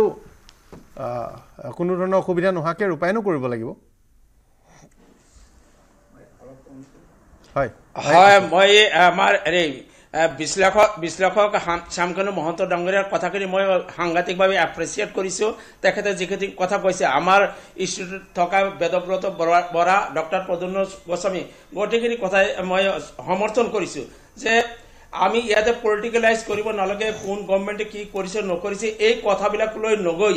ইস্যুজ জটিল আমি যদি অসমত অসমীয়াৰ প্ৰভুত্বকাৰী অসমীয়াকাৰী অক্ষুণ্ণ ৰাখিব লাগে মই কম PRCটো কম্পালচাৰি কৰিবই লাগিব PRC সকলো ক্ষেত্ৰতে আমি PRCটো কম্পালচাৰি কৰিবই লাগিব PRC লাগিব হয় লিম্বু ডাঙৰীয়া এতিয়া মাননীয় মুখ্যমন্ত্ৰী মহোদয়ে ইতিমধ্যে কৈছে যে আপোনালোকে সবে নিশ্চয় জানে যে লোকেল ল্যাঙ্গুৱেজটো হ'ব মানে কম্পালসৰি যিজনে চৰকাৰী চাকৰি অসমত কৰিব বিচাৰিব তেখেতে লোকেল ল্যাঙ্গুৱেজ জানিব লাগিব এতিয়া যদি লোকেল ল্যাঙ্গুৱেজ যদি মোষ্ট প্ৰায়োৰিটি হয় তেতিয়া PRCতকৈ আৰু বেছি PRC হোৱা নাই জানো এতিয়া যদি কোনোবাই যদি তেজপুৰত যদি চৰকাৰী চাকৰি কৰিব লগা হয় সেইকাৰণে আমি অসমীয়া ভাষাটো জানিব লাগিব সেইকাৰণে লোকসেৱাৰ অসমীয়া ভাষা চৰকাৰে মুখ্যমন্ত্ৰীয়ে দিনটো 10টা কথা কয় ইমপ্লিমেন্ট হৈ যায় লিম্বু ডাঙৰীয়া যিহেতু সেইকাৰণে আমি কৈছিলোঁ যে অসম লোকসেৱা আয়োগত এখন অসমীয়া ভাষাৰ প্ৰশ্ন কাকত আছিল সেই পেপাৰ এখন আছিল যাতে অসমীয়া ভাষাটোতো উত্তৰ অসমীয়া নাজানিলে নোৱাৰিব তাতে PRC চাবই নালাগে অসমীয়াত আপুনি প্ৰশ্ন কাকত এখনত উত্তৰ লিখি দিয়ক আমি গম পালোঁ আপুনি ইয়াত আছে নে নাই ভাষাটো জানে নে নাজানে মোটামুটি কিন্তু সেইখনটো প্ৰশ্ন কাকত উঠাই দিলে কিয় উঠালে ইমানলৈকে যিটো আপুনি বিষয়টো যিটো কৈছে মোক সেই বিষয়লৈকে মই যিহেতু অৱগত নহয় কিন্তু এতিয়া যিটো CM আমাৰ মাননীয় মুখ্যমন্ত্ৰী কৈছে যে লোকেল লেংগুৱেজটো মষ্ট এসেনশিয়াল এটা লোকেল লেংগুৱেজ যদি এসেনশিয়াল হৈ যায় তেতিয়া আৰু পিআৰসিৰ কি কথা আছে আপুনিতো জানে আপোনাৰ মনমোহন সিংও পিআৰসি আছিল মনমোহন সিং ইয়াত বহিছিলে নেকি আপুনি মনমোহন সিং আছিল নেকি এই কথা কওক যে মুখ্যমন্ত্ৰীয়ে যিটো কথা কৈছে হয় নহয় মনমোহন সিং অসমত কেতিয়াবা বহিছিল নেকি অসমত তেওঁৰতো পিআৰসি আছিল নাছিল জানো পিআৰসি কোনো এনেকুৱা ইস্যু নহয় যে পিআৰসি নাথাকিলে পিআৰসি থাকিলেই যে আমাৰ চৰকাৰী চাকৰিৰ ক্ষেত্ৰত বাহিৰৰ মানুহে কৰিব নোৱাৰিব তেনেকুৱা কোনো ইস্যু নহয় পিআৰসি যিকোনো মানুহে বনাব পাৰিব ভাৰতৰ যদি মনমোহন সিঙে বনাব পাৰিছে মই জানা মতে আমাৰ প্ৰাক্তন মনমোহন সিঙৰ পিআৰসি আছিল কিন্তু মনমোহন সিঙে 6 বছৰ পুৰণা ভাড়াঘৰত থকা বুলি তেওঁ তথ্য পাতি উলিয়ালে যাই হওকচোন যি কাৰণত আছিল তো তেখেত আমি সবে জানো যে তেখেত অসমত নাছিল তথাপিতো পিআৰসি আছিল সেইকাৰণে মই আপোনালোকক ক'ব খুজিছোঁ যে আমাৰ যেহেতু এতিয়া চৰকাৰে কৈছে লোকেল ভাষা স্থানীয় ভাষা জানা হ'ব লাগিব যদি আপুনি কোকৰাঝাৰত যদি চৰকাৰী চাকৰি কৰিব বিচাৰে তেতিয়া অসমীয়া আৰু বড়ো ভাষা জানিব লাগিব তেনেকৈ আপুনি যদি হাজোত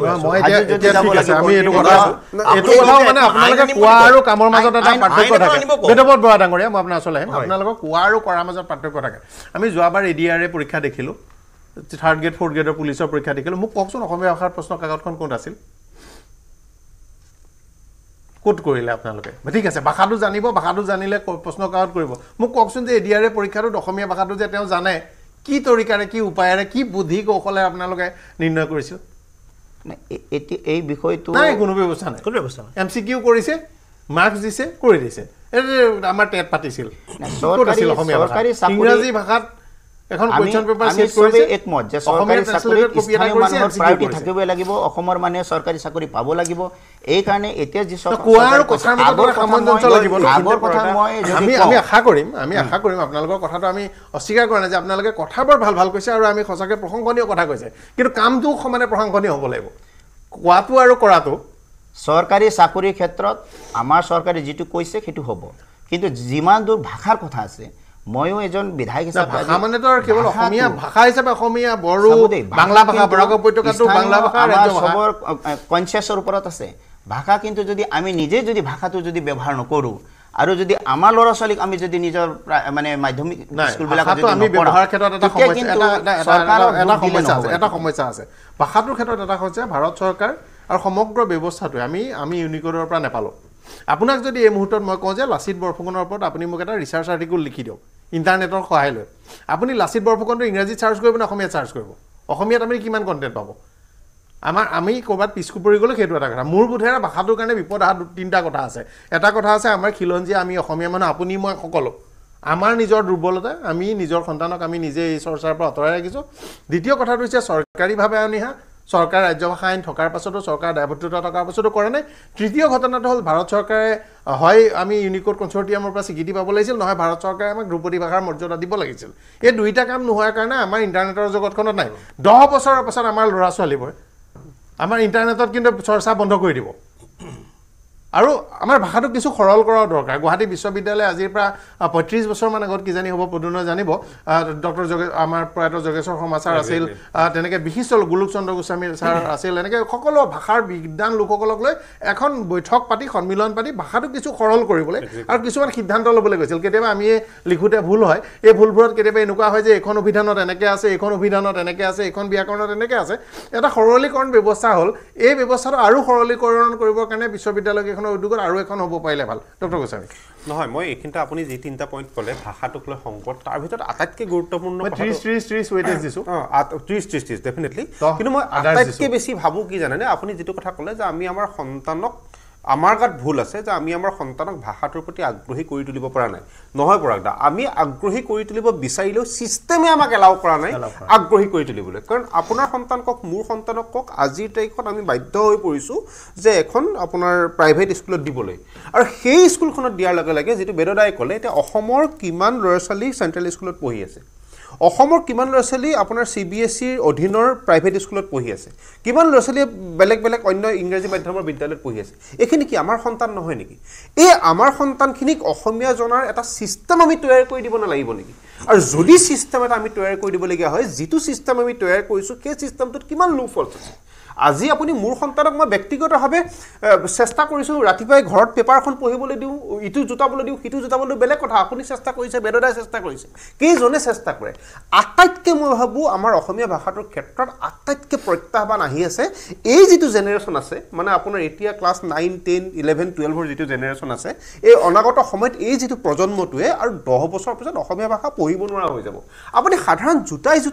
দুটা লাইন পঢ়িব পৰাটো অসমীয়া জানা নুবুজাইতো অসমীয়া ব্যাকৰণৰ ওপৰত কিমান জ্ঞান আছে নত্যবিধি সত্যবিধিৰ ওপৰত কিমান জ্ঞান আছে যুক্তাক্ষৰৰ ওপৰত কিমান জ্ঞান আছে নিয়োজনজ লিখিবলৈ দিয়কচোন মদনীয়ত দন্তীয়তৰ মতে পাঠ্যক্ৰম লিখিবলৈ দিয়কচোন অসমীয়া অভিধান হেমকোষ মই আজিকালি মানে ভয়ানক অভিজ্ঞতা বুলি ক'ব লাগিব আমি যিটো অভিজ্ঞতা পাই আছো দিনে দিনে আমি এই কথাটো মই ভাবো এই কথাটো আমি নিয়োগ কৰিব লাগে সাক্ষাৎকাৰ ইত্যাদি লৈ থাকিব লাগে বিশ্ববিদ্যালয় কেইখনলৈ প্ৰথমতে কেম্পাছ কৰিবলৈ যাব বিচাৰো কেতিয়াবা বিশ্ববিদ্যালয় কেইখনৰ HOD-কে কওঁ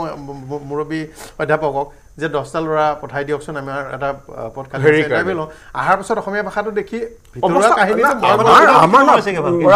আৰু এটা কথা কৈলো আমাৰ কথাটো আৰু অসমীয়া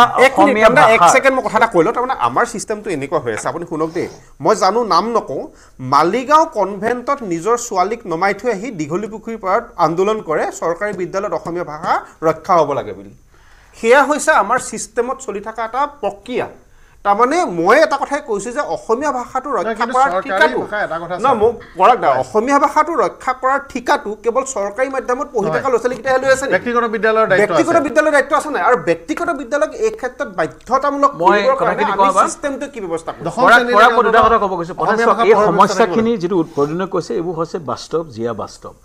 এই সমস্যাৰ উত্তৰটো কি এতিয়া মানে এই সমস্যা সম্পৰ্কে পৰা বহুত দিনৰ পৰা আলোচনা হৈছে কিন্তু মই দুটামান কথা কৈছোঁ কিন্তু মই পজিটিভ ছাইডো দেখিছোঁ মই কিছুমান নিৰাশাৰ মাজত আশাৰ কিছু বতৰা মই ক'ব খুজিছোঁ মানে অসমীয়া ভাষাত মই এতিয়া নিজে ফেচবুকত আমি প্ৰথমতে পঢ়া মই অকল ইংৰাজী লিখোঁ তাৰপিছত অসমীয়া লিখিবলৈ আৰম্ভ কৰিলোঁ মই অকল অসমীয়াতে লিখোঁ আজিকালি অসমীয়া যি পঢ়িবলৈ মানে অসমীয়াত ছ'চিয়েল মিডিয়া অহাৰ পাছত মানুহে অসমীয়া লিখি ভুলো হয় দেই আমাৰ চব মই ইঞ্জিনিয়াৰিং পঢ়াৰ পিছত মোৰ টেকনিকেল কিছুমান ভুল থাকিব পাৰে কিন্তু লিখিব মোক দেখি কেইবাটাও আমাৰ চিনাকি বহু বন্ধু বান্ধৱে অসমীয়া লিখিবলৈ লৈছে প্ৰথম কথাটো হৈছে এনেকুৱা নহয় যে ইমান নিৰাশাবাদ নহয় মই দৃষ্টিত নতুন চামৰ মাজত অসমীয়াৰ প্ৰতি প্ৰেমো মই দেখিছোঁ গানে কিন্তু বহু অসমীয়া ভাষাৰ প্ৰতি আকৰ্ষণ সৃষ্টি সেইটো জুবিন গাৰ্গক মই নিশ্চয় ক্ৰেডিট দিম নতুন চামৰ মিউজিচিয়ান চ' মই ভাবোঁ যে ইয়াত চৰকাৰৰ বহুত কৰণীয় আছে এটা হৈছে আমাৰ ইণ্টেলিজেন্সৰ কৰণীয় এইটো প্ৰদ্যুন্ময় যিটো কথা কয় এটা হৈছে আমাৰ কৰণীয় হৈছে আমি ল'ৰা ছোৱালী ইংৰাজী মাধ্যমত পঢ়িলেও ঘৰত অসমীয়া শিকাব পাৰোঁ আমাৰ বানান যুক্তাক্ষৰ শিকাব পাৰোঁ সেইটো আমাৰ দায়িত্ব এজন ব্যক্তি হিচাপে দ্বিতীয়তে এটা কথা মই এগ্ৰী কৰোঁ আমাৰ যিবোৰ প্ৰায় ইংলিছ স্কুলবোৰত চবে আমি ইংলিছ স্কুলত তাত অসমীয়া ছাবজেক্টটো কিয় আমি বাধ্যতামূলক কৰিব নোৱাৰোঁ সৰলা বিৰলা স্কুল DPS স্কুল আমাৰ ল'ৰা ছোৱালী বেছিভাগ তাতে পঢ়ি আছে এতিয়া চ' এই গোটেই এই ক্ষেত্ৰত চৰকাৰে এটা যিহেতু ভাষা ৰক্ষাৰ এটা পলিচি লাগে এই পলিচিটো হৈছে চৰকাৰ সহজ হয় চৰকাৰে কিছুমান নীতি নিৰ্দেশনা দি মানুহক বাধ্য কৰিব পাৰে প্ৰদ্যুন্মৰ কথাটো মই সমৰ্থন কৰোঁ যে আমি এটা প্ৰক্ৰিয়া চৰকাৰৰ ফালৰ পৰা আৰম্ভ কৰা হওক যে আমি বাধ্যতামূলক কৰোঁ অসমীয়া পঢ়োৱাটো যি আপুনি হিন্দী লওক যি বিচাৰে বড়ো য'ত কোকৰাঝাৰ বড়ো হওক আমাৰ শিলচৰ বেংগলী হওক শিলচৰ বেংগলী হওক ভাষা বুলি ক'লে আমি আকৌ পটকে মানে মই কৈছোঁ স্থানীয় ভাষা চ' ভাষাটো যেতিয়া ভাষাটো হৈছে স্থানীয় ভাষা বুলি না এইটো নহয় স্কুলত নহয় কিন্তু আমাৰ স্কুলবোৰত নহয় স্কুলত আমাৰ ল'ৰা ছোৱালী পঢ়ি আছে মই দেখাম আমাৰ ইয়াত এজন ডাইৰেক্টৰ আছে কাইলৈ যদি অসমীয়া ভাষা প্ৰয়োগ সঞ্চালকালয়ৰ সঞ্চালকে আপুনি কোৱা যিকোনো এখন স্কুলৰ প্ৰিন্সিপাল এখন চিঠি লিখে আৰু কয় যে মই অহা সপ্তাহত ইনস্পেকশ্যনত যাম যদি নাই কিন্তু আপোনাৰ মই ৰিকমেণ্ড কৰিম আপোনাৰ ইয়াত বাতিলকৰণ বা যিয়ে নহওক অনুমোদন বাতিলকৰণৰ ক্ষেত্ৰত সাহস আছে নেকি কিন্তু প্ৰথম কথা হ'ল যে ডাইৰেক্টৰ আমাৰ সঞ্চালকজন অসমীয়া ভাষা প্ৰয়োগ সঞ্চালকালয়ৰ কাৰণে ৰাজ্য ভাষা প্ৰয়োগ সঞ্চালকালয়ৰ কাৰণে তেওঁৰ সাহস আছে নেকি এই কামটো কৰিবৰ কাৰণে তেওঁৰ সাহস নাই সাহস নথকা এজন ব্যক্তিক বা তেওঁক আমি ক্ষমতা নিদিয়াকৈ চকীত বহাই থকাৰ কাৰণে আমাৰ অসুবিধা হৈছে সমস্যাটো ইমান ডাঙৰ কথা নহয় পবিত্ৰ পৰাগ মই এটা ক'ব খুজিছোঁ এই প্ৰক্ৰিয়াটো বিগিনিং হ'ব পাৰে মই কৈছোঁ যে এইটো সমস্যা আমি বুজি পাইছোঁ আপুনি শিক্ষামন্ত্ৰীক আজি ধন্যবাদ দিছে কিন্তু অসমত শিক্ষামন্ত্ৰীৰ কি কাম আছে মেট্ৰিক পৰীক্ষাৰ ৰিজাল্ট কেতিয়া দিব সেইটো কথা শিক্ষামন্ত্ৰীয়ে ক'ব নোৱাৰে মুখ্যমন্ত্ৰীয়ে গোটেই কথাবিলাক চাই ইয়াৰ কাৰণে মুখ্যমন্ত্ৰী জগৰীয়া মুখ্যমন্ত্ৰীয়ে দায়িত্ব লওক হিমন্ত বিশ্ব শৰ্মা ডাঙৰে যে যিবিলাক সমস্যা হৈছে ঠিক কৰক অসমীয়া মানুহৰ অস্তিত্ব তেওঁ 6 নং দফা অসম চুক্তিৰ 6 নং দফা যিটো কথা অফিচিয়েলি অমিত শ্বাহ ডাঙৰে কৈছিলে সেইটো তেওঁ কাৰ্যকৰী কৰক তেতিয়া এই সমস্যাবিলাক নিজে নিজে সমাধান হ'ব আৰু সাংবিধানিক সুৰক্ষাৰ কথা অসমত ক'ব লগা হৈছে সংগঠনবিলাকে সেই কথাবিলাক এতিয়া পৰ্যালোচনা কৰাৰ সময় হৈছে গতিকে মুখ্যমন্ত্ৰীয়ে ইয়াত 1 নম্বৰ ইয়াত শিক্ষামন্ত্ৰী কাৰো কথা বতৰা নচলে তেওঁ আপুনি চাওক আপুনি এটা কথা কৈ আছে যে মুখ্যমন্ত্ৰীয়ে কৈছে অসমীয়া যোনে ভাষা জানে সি পাব এইটো ক'লেই নহ'ব না মুখৰ আগত তেওঁ মুখত 10টা কথা ক'ব আইন কৰক আপোনালোকে আপুনি দায়িত্ব লৈ যাওক আজি এছেম্বলিত আপুনি দায়িত্ব লৈ যাওক আপুনি এখন আইনৰ প্ৰস্তুতিৰ কাৰণে আপুনি কেবিনেটত দিয়ক কেবিনেটত পাছ কৰক তেতিয়াহে লিম্বু ডাঙৰ আপোনাক জনপ্ৰতিনিধি হিচাপে আমি চেলুট দিব পাৰিম আপুনি মুখ্যমন্ত্ৰীয়ে কোৱা কথাৰ ওপৰত বেছ কৰি পেলাই যদি কৈ থাকে সেইটো কথা ইমপ্লিমেণ্ট নহ'ব নহয় এছেম্বলিত আপোনালোকে আনিব লাগিব গোটেই বিষয়টো শিক্ষামন্ত্ৰীয়ে ক'ব নোৱাৰে গতিকে আপোনালোকৰ যেতিয়া বৈঠক হ'ব সেই বৈঠকবিলাকত মুখ্যমন্ত্ৰী যিটো আপোনালোকে আজি আৰু অসম চুক্তিৰ 6 নং দফা কাৰ্যকৰী কৰাৰ দায়িত্ব লওক আপোনালোকে আৰু এতিয়া আমাৰ ৰাজ্য ভাষা যেনেকৈ ধৰক আমি গোৰ্খাসকলৰ কথা কৈছোঁ আমি এতিয়া নেপালী ভাষাটোক আমি কিছু অঞ্চলত আমি কৈছোঁ যে চৰকাৰী বিদ্যালয়ত নেপালী পঢ়াব তে সেই ঠাইটুকুৰাত ব্যক্তিগত বিদ্যালয় থাকিলেও নেপালী ভাষা থাকিব য'ত আমি প্ৰাথমিক পৰ্যায়ত আমি কৈছোঁ যে কাৰ্বি ভাষা ডিমাচা বা বড়ো ভাষাটো আমি ৰাজ্য ভাষা আমি এটা স্বীকৃতি দিছোঁ যিখিনি ভাষা কৰিব তাত ব্যক্তিগত বিদ্যালয়খনতো সেই ভাষাটো থাকিব লাগিব আৰু এতিয়াতো north east new education policy মতে তাৰ এটা ব্যৱস্থাও আছে কাৰণ এতিয়াতো সাংঘাতিক মানে মাতৃভাষা মাধ্যমটোক এতিয়া নিউ এডুকেশ্যন পলিচি মতে ক্লাছ 8লৈকে প্ৰাধান্য দিব লাগিব ক্লাছ 6লৈকেতো কম্পালচৰি হয়েই আৰু তাৰ পিছতো প্ৰাধান্যটো মাতৃভাষাক দিব লাগিব কাৰণ নিউ এডুকেশ্যন পলিচি এটা কথাই কৈছে যে বিশেষকৈ আমাৰ শিক্ষাটোক যদি স্থানীয় ভাষাত কৰা যায় তাৰ কাৰণে ধাৰণাটো বা কনচেপশ্যনটো এটা খুব মানে ভাল লেভেলত হয় আৰু মই খালি মাজতে এটা পাছিং ৰিমাৰ্কছ খালি কৈ থাকোঁ এটা মন্তব্য এটা কৈ থ'ব লাগিব মানে আমাৰ যে অভিভাৱকসকলে আকৌ অসমীয়া শিকাবলৈ মন নাই এনেকুৱা নহয় মানে মই প্ৰতি বছৰে এটা কথা চাওঁ জাতীয় বিদ্যালয়ৰ ফৰ্ম কিমান মানুহে আনে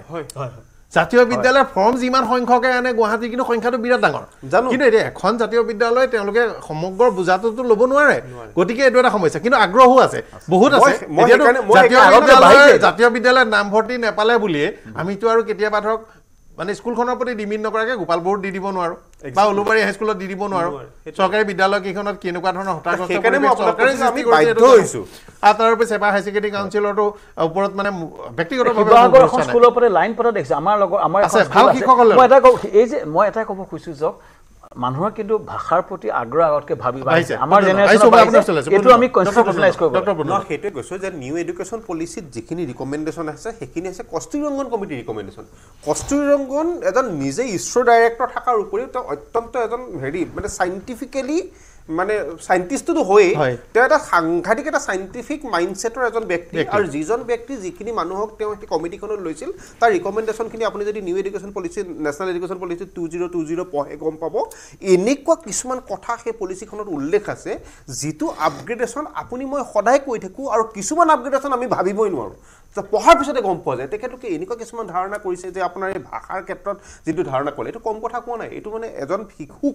এজন শিশুক যেতিয়া আমি এটা বিষয় পঢ়াম বিজ্ঞান বা বিজ্ঞানৰ এটা বিষয় পঢ়াম সেই শিশুজনে কেনেকুৱা ধৰণৰ এটা মনস্তত্ব লৈ পেলাই আহে গতিকে এই গোটেই কথাখিনিত তেওঁলোকে ইমান বেছি এমফাচাইজ কৰিছে আৰু সেই কথাখিনি যদি প্ৰপাৰলি প্ৰযোজ্য কৰিব পৰা যায় ভাষাৰ ক্ষেত্ৰত মই ভাবোঁ গোটেই কথাটো এটা বেলেগ ধৰণৰ প্ৰক্ৰিয়ালৈ গুচি যাব আৰু ভাৰতৰ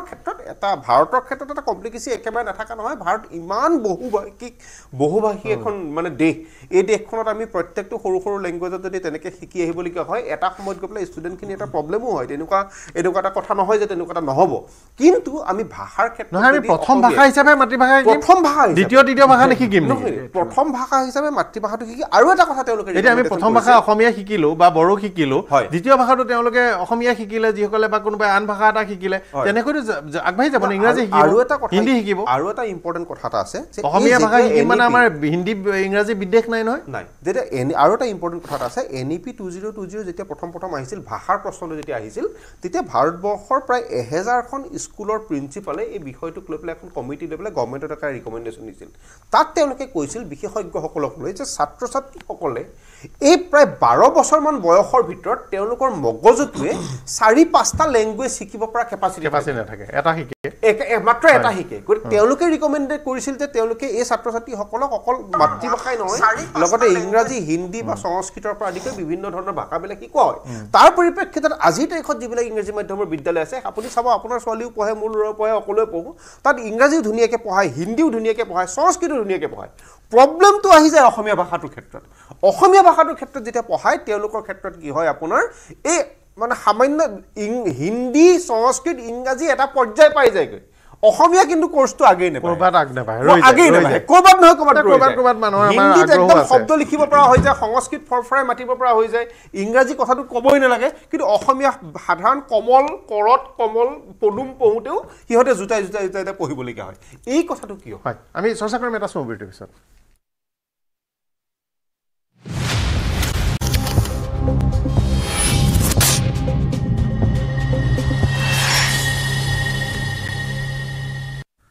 স্বাগতম জনাইছোঁ বিৰতিৰ পিছত প্ৰাইম ডিবেট মহন্ত ডাঙৰ আপোনাৰ ওচৰলৈ আহিছোঁ আমি গুৱাহাটীখনতে এটা তুলনামূলক মই ভাবিছোঁ আমি গুৱাহাটীখনত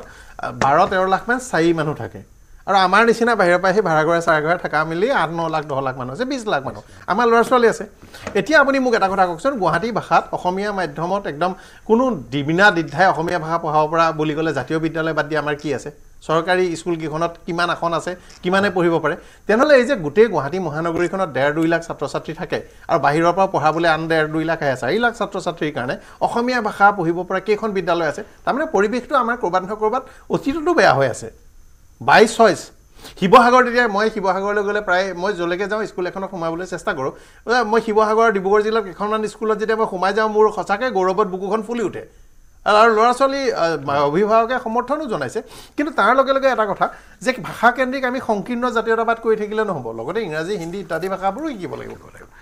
মানে মই নিয়োগৰ কথাটো আছে মই প্ৰথমতে মই শিৱসাগৰ গাঁৱৰ পৰা পঢ়িছিলোঁ মই আমি যেতিয়া কটন কলেজত পদাৰ্থ বিজ্ঞান লৈ পঢ়িব আহিছোঁ যেতিয়া ফিজিক্স ষ্টেটিক্স ডাইনামিক্স মোৰ বহুত অসুবিধা হৈছিল সঁচাই অসমীয়া মানে যেতিয়া ষ্টেটিক্স ডাইনামিক্স পঢ়িছিলোঁ মোৰ খুব অসুবিধা হৈছিলে কিন্তু লাহে লাহে আমি আয়ত্ব কৰিব পাৰিলোঁ মই একদম গাঁৱৰ ভিতৰৰ পৰা ঘুকুট গাঁৱৰ পৰা অহা অসমীয়া মাধ্যমত পঢ়ি ডাঙৰ হোৱা কিন্তু ভৱিষ্যতে মই এতিয়া দেখিলোঁ মই অসমীয়া যি শিকিছিলোঁ সেইটো মোৰ জীৱনত বহুত কামত আহিছে মোৰ যিটো ছ'চিয়েল মিডিয়াৰ যিটো পাৱাৰটো অসমীয়া নলেজৰ পৰা আহিছে মই এতিয়া দেখিছোঁ আমাৰ নতুন চামৰ মাজত যথেষ্ট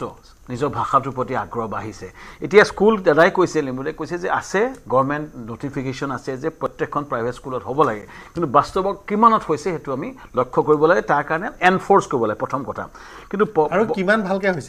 ভালকৈ হৈছে এইটো পৰিব পৰা যাব সদিচ্ছা চৰকাৰখনে ৰুলছ এণ্ড ৰেগুলেশ্যন কৰিছে তো গ্ৰাউণ্ডত আহিব লাগে মোৰ কিন্তু ডাঙৰ ইচ্ছাটো পৰাত মোলৈ বহুত মেছেজ আহি আছে প্ৰথম কথাটো হৈছে চাওক আমি ভাল পালে বেয়া পালেও ব্যক্তিগত খণ্ডক আমি এনকাৰেজ কৰিব বিচাৰোঁ কিন্তু অসমৰ বহু ল'ৰা ছোৱালী চৰকাৰী চাকৰিৰ ওপৰত ডিপেণ্ডেণ্ট আৰু মোৰ যিটো আমাৰ লগত যিবোৰ সংস্পৃষ্ট হৈ আছে ইঞ্জিনিয়াৰিং ষ্টুডেণ্ট মোৰ সংস্পৃষ্ট হৈ আছে ভেটেনেৰী ষ্টুডেণ্টছ বা আমাৰ পলিটেকনিক সকলোৱে অসমৰ চাকৰিকেইটাৰ কাৰণে চকু দি থাকে চ' মই প্ৰথম আহ্বানটো হৈছে আমাৰ PRC যিটো একাডেমিক পাৰ্পাছ আছে এইটো সলনি কৰি এটা ষ্ট্ৰাকচাৰ কৰিব পাৰি নেকি যে মোৰ চাকৰিকেইটা হৈছে APGCL বা আমাৰ অসমত থকা অসমৰ AEC JEC মানুহখিনি যোৰহাট পলিটেকনিক বা বিভিন্ন ল'ৰা ছোৱালীয়ে পাওক সেইটো কাৰণে চৰকাৰে কাৰণ চাওক আমি এইটো সংকীৰ্ণ জাতীয়তাবাদ নহয় মোৰ জাতিটো সুৰক্ষা হ'লে মানুহবোৰ ইয়াতে থাকিব আৰু ইয়াৰ পাৰ কেপিটেল ইনকাম হ'ল আমাৰ যিটো সপোন 5খন টপ বেষ্টত আহিব চ' মই ক'ব যে চৰকাৰে এই ক্ষেত্ৰত কি স্পেচিফিক ৰুলছ কৰিব যে PRCটো কেনেকৈ একাডেমিক্সৰ আঁতৰাই পেলাই জব অৰিয়েণ্টেড কৰিব পাৰি তাৰ লগে লগে আমি সৰু সুৰা চাকৰিটো আমি অসমীয়া মানুহক পোৱাৰ কাৰণে বৃহত্তৰ অসমীয়া জাতি মই বড়োসকলৰ কথা কৈছোঁ কোকৰাঝাৰত বড়োসকলৰ কথা কৈছোঁ বা আমি শিলচৰ বা কৰিমগঞ্জত বেংগলীসকলৰ চ' মই এটা কৈছোঁ এই ক্ষেত্ৰত কিছুমান নীতি নিয়ম কৰি স্থানীয় ল'ৰা ছোৱালী কেপেবল ল'ৰা ছোৱালী এনেকুৱা নহয় যে চাওক কেপেবল ল'ৰা ছোৱালী সকলো পোষ্টত আমাৰ মানুহ আছে আপুনি যিকোনো পোষ্টত কওক এটা ইঞ্জিনিয়াৰ কেপেবল এটা হাই এণ্ড আৰ্টিফিচিয়েল ইণ্টেলিজেঞ্চৰ আমাৰ ইঞ্জিনিয়াৰ নহ'ব পাৰে ছেমি কণ্ডাক্টৰ টপ এণ্ড মানুহ নহ'ব পাৰে কিন্তু আমাৰ যিবোৰ চাকৰিৰ কাৰণে উপযোগী মেন পাৱাৰ আমি সৃষ্টি কৰিছোঁ এইসকলৰ কাৰণে ট্ৰেইনিং যদি আমি ভালকৈ কৰিব পাৰোঁ অসমীয়া ল'ৰা ছোৱালীয়ে ভাল পাৰফৰ্মেঞ্চ দি আছে ক'ত দি আছে PWD দি আছে অসমৰ PWD ৰাস্তাপলি ঠিকেই বনাই আছে অসমীয়া ল'ৰা ছোৱালীলৈ অইল ইণ্ডিয়াই নৱৰত্ন এতিয়া আৰু ওপৰলৈ গুচি আহিছে চ' মই এটা ক'ব কৈছোঁ অসমীয়া ল'ৰা ছোৱালীৰ কেপেবিলিটি আছে ট্ৰেইনিং লাগে, তেওঁলোকক চাকৰি দিয়া এটা পৰিস্থিতি লাগে অসমৰ ভিতৰত, তাৰ লগতে ব্যক্তিগত খণ্ড পৰাগে এইটো কথা বহুবাৰ আমি কথা পাতিছোঁ। চৰকাৰী চাকৰিৰ ওপৰত বিশ্বাস অকল ডিপেণ্ডেণ্ট নহৰি ব্যাপক ব্যক্তিগত খণ্ডৰ বিনিয়োগৰ কাৰণে এটা প্ৰক্ৰিয়া লাগে, আৰু ব্যক্তিগত খণ্ডত অসমীয়া মানুহে চাকৰি পোৱাৰ কিছুমান উপায় কৰিব লাগে যাতে বেনিফিচিয়াৰী আমাৰ থলুৱা মানুহখিনি হওক। থলুৱা বুলি ক'লে বৃহত্তৰ, আমি যেনেকৈ আশা কৰিম কাইলৈ ছেমিকণ্ডাক্টৰ প্ৰজেক্ট আহি আছে, আহক অসমীয়া যিখিনি কেপেবল হওক। প্ৰাইভেট ষ্টাৰ চিমেণ্টত অসমীয়া ল'ৰা ছোৱালীয়ে পাইছে নাই, এই ধৰণৰ প্ৰশ্ন কিছুমান আছে। বহু প্ৰশ্ন আমালৈ আহে, বহু কিন্তু অসমীয়া ল'ৰা ছোৱালীয়ে আমাৰ প্ৰাইভেট কোম্পানীত সুবিধা পোৱা নাই। আমিতো সিদিনা শুনিলোঁ বোলে চিমেণ্ট নাম ক'লে ব্ৰেণ্ড ক'বলৈ বেয়া, মেক্স চিমেণ্টত বোলে তেওঁলোকৰ মেনেজমেণ্টে অসমীয়া ভাষাত কথা বতৰা পাতিবলৈ বোলে হেৰি কৰে, গালিগালাজ যে কৰে। এতিয়া অসমীয়া যিবোৰ কেপেবল ৰিক্ৰুইটমেণ্ট পলিচিত আনুষ্ঠানিকভাৱে আনিব লাগিব যে কোৱালিফিকেশ্যন, যে কাৰোবাক ইঞ্জিনিয়াৰ লাগে, কাৰোবাক ইঞ্জিনিয়াৰ লাগে, কাৰোবাক এম.কম লাগে। অন্ততঃ ইঞ্জিনিয়াৰিং এম.কম এইবোৰ চাকৰিত অসমীয়া ল'ৰা ছোৱালী অজস্ৰ আছে, স্কিল ল'ৰা ছোৱালী আছে, ব্যক্তিগত খণ্ডত অসমীয়া ল'ৰা ছোৱালী ব্যৱস্থা। মোৰ সৈতে পলাশ চাংমাই সংযুক্ত হৈ আছে, যিমান দূৰ সম্ভৱ অসম জাতীয়তাবাদী যুৱ ছাত্ৰ পৰিষদৰ সাধাৰণ সম্পাদক। চাংমাই ডাঙৰীয়া শুনি আছে যদি আপোনাৰ বক্তব্য, সংযোগ স্থাপনত কিছু অসুবিধা হৈ আছিল আপোনাৰ সৈতে? নাই। আব্দুল ৰছিদ মণ্ডল ডাঙৰীয়া, চমুকে সামৰিবৰ সময় হৈছে। মই মাজতে মোৰ ইয়াতে নেট ডিছকানেক্ট হোৱাৰ কাৰণে মই গোটেইখিনি ফ'ল' কৰিব পৰা নাই, গতিকে গোটেইখিনি মন্তব্য দিয়াত অসুবিধা হ'ব যদিও মই অবজাৰ্ভ কৰা এটা কথাত মই ক'ব লাগিব, যিটো আমাৰ ভাষা সংস্কৃতি যিটো সংকুচিত হৈ অহা যিটো আশংকা কৰিছোঁ ব্যক্তিগত খণ্ডৰ স্কুলৰ কাৰণে, ব্যক্তিগত খণ্ডৰ স্কুল কলেজসমূহ আমাৰ চৰকাৰৰ অধীনত, চৰকাৰৰ নিয়ন্ত্ৰণাধীন। গতিকে ভাষা সংস্কৃতি ইয়াক অক্ষুণ্ণ ৰখাৰ কাৰণে চৰকাৰ নিৰ্দিষ্টভাৱে নিয়ম আইন প্ৰণয়ন কৰাৰ ক্ষমতা আছে। মই আশা কৰিম ষ্টুডিঅ'ৰ পৰা এই দাবীটো আহিছে যে চৰকাৰে সুনিৰ্দিষ্ট পৰিকল্পনা ল'ব লাগে। অকল মাত্ৰ চৰকাৰী স্কুল বিদ্যালয়সমূহতে যিটো ভাষা ৰক্ষাৰ যিটো দায়িত্বৰ কথা কোৱা হৈছে, মই কথাত একমত। অকল চৰকাৰী শিক্ষা খণ্ড নহয়, ব্যক্তিগত খণ্ডৰ শিক্ষা অনুষ্ঠানসমূহতো অসমীয়া ভাষা বাধ্যতামূলকভাৱে শিকাব লাগে, পঢ়াব লাগে। আৰু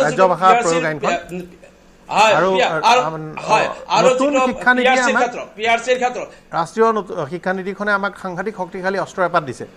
আমি সৰু সৰু ভাষা যি আছে আঞ্চলিক ভাষাসমূহৰ ক্ষেত্ৰত, গতিকে সেইখিনি কাম কৰিব লাগে। ধন্যবাদ জনাইছোঁ মণ্ডল ডাঙৰীয়া। ডক্টৰ গোস্বামী, আমি এই ক্ষেত্ৰত অলপ জাতিটো প্ৰত্যেকজন ব্যক্তি সচেতন হ'ব লাগে, কাৰণ আমাৰ সাধাৰণতে আমি মুখত খুব কথা কওঁ যে আমি প্ৰত্যেকে কওঁ যে আমি জাতীয়তাবাদ শিকিব লাগে দক্ষিণাত্যৰ পৰা, দক্ষিণ ভাৰতৰ পৰা জাতীয়তাবাদ শিকিব লাগে। কিন্তু দক্ষিণ ভাৰতৰ জাতীয়তাবাদ বুলি কওঁতে যে আমাৰ বন্ধু সাংবাদিকসকল আছে, এটা কথা কিন্তু হয়, লিম্বু ডাঙৰীয়া অলপতে এটা ভাল কথা কৈছিল। দক্ষিণ ভাৰতত মই এটা কথা দেখিলোঁ যে তেওঁলোকৰ লগত মোৰ যেতিয়া বন্ধুসকলৰ লগত কথা পাতোঁ, আমি কেতিয়াবা ইংৰাজীত কথা পাতিলেও, যিহেতু আমি ইমান ভালকৈ ইংৰাজী নাজানো, হিন্দী শব্দ এটা ওলাই যায়, একদম ন হিন্দী কৰা এটা হিন্দী শব্দ নাজানে। কিন্তু কেনেকৈ সম্ভৱ হয়? উচ্চ শিক্ষিত পি এইচ ডি কৰা নহয়, মই তাতে এটা কথা কৈছোঁ। তাৰপাছত এটা কথা দেখিলোঁ, তেওঁলোকৰ মাকৰ কোলাৰ পৰা ল'ৰা ছোৱালীয়ে কাৰ্টুনো তামিলত চায়, স্পৰ্টছৰ কমেণ্ট্ৰিও তামিলত চায়, চিৰিয়েলখিনিও তামিলত চায়, চিনেমাও তামিলত চায়। আমাৰ কি হৈছে, আমাৰ এতিয়া মই ঘৰলৈ গ'লে এতিয়া স্পৰ্টছ খেলা চাম, আজি মই জিম্বাবুৱেৰ লগত, মই হিন্দী বা ইংৰাজী শুনিম। সেইটোৱে মোক আপুনি যিখিনি কথা ক'লে পৰাগদা, আমাৰ সেইটোও নাই, সেইটো এটা ঘটনা নাই। এই শিশুৰ চেনেলকেইটাই আৰু ক্ৰীড়া আৰু বিনোদনৰ চেনেলকেইটাই কিন্তু ভাষা শিকোৱাত গুৰুত্বপূৰ্ণ ভূমিকা ল'ব পাৰে, আৰু আমি অসমীয়া ভাষাটোত কিন্তু আমি সেই ডাবিং ব্যৱস্থাটো আমি নাই পোৱা। না, আপুনি এতিয়া যিখিনি কথা ক'লে মই একজেক্টলি সেই কথাখিনিকে ক'বলৈ গৈ আছিলোঁ, যে আমি সাধাৰণতে কওঁ দাক্ষিণাত্যৰ পৰা জাতীয়তাবাদ শিকিব লাগে, কিন্তু আমি এইটো নিশিকোঁ যে দাক্ষিণাত্যৰ লোকসকলে, দক্ষিণ ভাৰতৰ লোকসকলে জাতীয়তাবাদ ৰক্ষাৰ ক্ষেত্ৰত কি কৰি আছে আৰু আমি কি কৰি আছোঁ। আমি খেল নেচাওঁ, আমি কাৰ্টুন চাওঁ, আমি বেলেগ চাওঁ, বাদ দিয়ক, আমি আমাৰ অঞ্চলত থকা এজন হিন্দীভাষী মানুহ যদি লগ পাওঁ, এজন যদি বেলেগ ভাষী মানুহক লগ পাওঁ, আমি পটককৈ হিন্দীত কথা পতাটো আৰম্ভ কৰি দিওঁ। আমাক যেতিয়া সিদিনাখন মাজতে আপোনালোক কোনোবাই খুব ধুনীয়া এপিল এটা দিছে, আপোনালোকৰ কংগ্ৰেছৰ মীৰা বৰঠাকুৰ বাইদেৱে এপিল এটা দিছে, মই খুব ছাপোৰ্ট কৰিছোঁ যে যেতিয়া আপোনালোকৰ পৰা কোনোবা এইটো কি বোলে কল চেণ্টাৰৰ পৰা ফোন কৰিব, আপুনি অসমীয়াত কথা ক'বলৈ আৰম্ভ কৰিব, তেতিয়া কল চেণ্টাৰসমূহে মানে গম পাব যে অসমৰ মানুহে অসমীয়াৰ বাদে বেলেগ কথা নাপাতে, গতিকে আমাৰ অসমৰ ল'ৰা ছোৱালীবিলাকক তাত মানে নিয়োগ কৰিবলৈ ব্যৱস্থা গ্ৰহণ কৰিব। গতিকে কথাটো হৈছে কি, আমি প্ৰত্যেকটো মুহূৰ্ততে, প্ৰত্যেকটো কথাতে আমি বাহিৰাগত মানে আপোনাৰ বাহিৰৰ ভাষা এটা, বাহিৰৰ কালচাৰ এটা ফ'ল' কৰিবলৈ চেষ্টা কৰোঁ। আজিৰ দেশত অসমীয়া বিয়া কেইখন আপুনি প্ৰপাৰলি আছে কওকচোন? আজি অসমীয়া বিয়াত মেহেন্দিৰ পৰা আৰম্ভ কৰি আপোনাৰ সংগীতৰ পৰা আৰম্ভ কৰি প্ৰত্যেকটো বস্তু সোমায়। আমাৰ বেলেগৰ প্ৰতি, বেলেগ এটা কালচাৰৰ প্ৰতি, ডাঙৰ বিষয়ে কথা ক'বলৈ বেলেগ কালচাৰ এটাৰ প্ৰতি আকৃষ্ট হোৱাৰ আমাৰ ইমান এটা বাসনা থাকে, আমাৰ ইমান এটা কামনা থাকে, আমি নিজৰ বস্তুটো প্ৰত্যেকটো মুহূৰ্ততে বেয়া পাওঁ। অসমীয়া বিয়া এখনত আপোনাৰ অসমীয়া এটা গান নোসোমোৱাই, সেইটো সকলোৰে ক্ষেত্ৰত আপোনাৰ এটা সময়ত আমাৰতো পৰিৱৰ্তে আমাৰ ঢুলীয়া যোৰা আহিছিল নহয়, একজেক্টলি আৰু শেষত মই এটা কথা কৈ যাওঁ ৰাইজৰ জ্ঞাতাৰ্থে নতুন প্ৰজন্মটোৰ জ্ঞাতাৰ্থে এটা কথা কৈ যাওঁ যে সকলোৱে জনাটো দৰকাৰ যে বৰ্তমান সৰ্বভাৰতীয় পৰ্যায়ত বা আন্তঃৰাষ্ট্ৰীয় পৰ্যায়ত যিকেইজন অসমীয়াই দপদপাই আছে তাৰে কিন্তু গৰিষ্ঠ সংখ্যক অসমীয়া মাধ্যমত পঢ়ি যোৱা প্ৰদ্যুম্ন চাওক গোটেই চৰকাৰী পলিচিৰ ওপৰত চৰকাৰখনে এক দেশ এক ভাষা কৰিব বিচাৰিছে আমি যিটো কৈছোঁ বৈচিত্ৰতাৰ মাজত যিটো ঐক্য আমাৰ ৰাহুল গান্ধী ডাঙৰে সেই কথাটো কৈ থাকে কিন্তু এই বিজেপি চৰকাৰখনে এইটো নচ্ছাত কৰিছে তেওঁলোকে এক দেশ এক ভাষা এক কৈ পেলাই যে হিন্দী আমাৰ ওপৰত জাপি দিছে কিন্তু আমাৰ বৈচিত্ৰতাৰ মাজত নিজৰ ৰাজ্যসমূহৰ যিটো স্বকীয়তা ভাষা কৃষ্টি সংস্কৃতি সেইবিলাক আমাক জীয়াই থাকিব আমাক দিবই লাগিব সেইটোৱে কংগ্ৰেছ আৰু বিজেপিৰ মাজত ডিফাৰেঞ্চ আৰু সেইকাৰণে আমি কৈছোঁ যে মানুহৰ ওপৰত জাপি দিয়া যিটো প্ৰৱণতা সেই প্ৰৱণতা চৰকাৰখনে নোহোৱা কৰিব লাগিব আৰু চৰকাৰৰ যি নীতি কেতিয়াবা কিছুমান এনেকুৱা সমস্যা হয় চৰকাৰবোৰ গালিব কংগ্ৰেছৰ চৰকাৰ বা অন্যান্য চৰকাৰৰ সমস্যাটো বৰ জটিল এবাৰ মই সুধিলোঁ গৈ পেলাই যে এই অসমীয়া পেপাৰখন কিয় আঁতৰাই দিলে এইটোৰ পৰা তেতিয়া মোক এটা ভাল উত্তৰ দিলে কৈছে যে আমাৰ কিছুমান অসমীয়া মানুহ আছে অৰুণাচলত নাগালেণ্ডত অলপ আছে দিল্লীত বাহিৰে চাহিৰে আছে তেওঁলোকৰ ল'ৰা ছোৱালীবোৰে সেই পৰীক্ষাটো দিব নোৱাৰে তেওঁলোকে সাংঘাতিক লবি কৰে পাৱাৰফুল মানুহ ডাঙৰ মানুহ আমাৰ মানুহেও কিন্তু আমাৰ ভাষাটোত অলপ মানে জটিলতাৰ সৃষ্টি কৰে এইবোৰ যে PRC CRC অৰ্ডাৰ ওলাই যায় ইয়াৰ আঁৰত আপুনি নাভাবিব জাতিদ্ৰোহী মানুহ আছে বুলি ইয়াৰ আকৌ আমাৰ প্ৰচণ্ড জাতীয়তাবাদী মানুহ আছে APSC পেপাৰখন আঁতৰাই দিওঁতে ক'লে যে মোৰ ল'ৰাটোৱে গোটেই জীৱনটো CBSE ইংৰাজী মিডিয়ামত পঢ়ি গ'ল এইখন পেপাৰ কাৰণে সি কেতিয়া এচিছ নহ'ব নেকি আমিতো মানে ৰাজনৈতিক নেতাৰ বক্তব্য শুনিছোঁ বেদবত হোৱা নিশ্চয় পৰাগ আপুনি যিটো কৈছে এইবিলাক থাকিবই কিন্তু কথাটো হ'ল কি জাতি প্ৰেমটো মেইন কথা যে আমি আঞ্চলিক ভাষা আঞ্চলিক জাতীয় কৃষ্টি সংস্কৃতিক আমি জীয়াই ৰাখিবৰ কাৰণে চৰকাৰে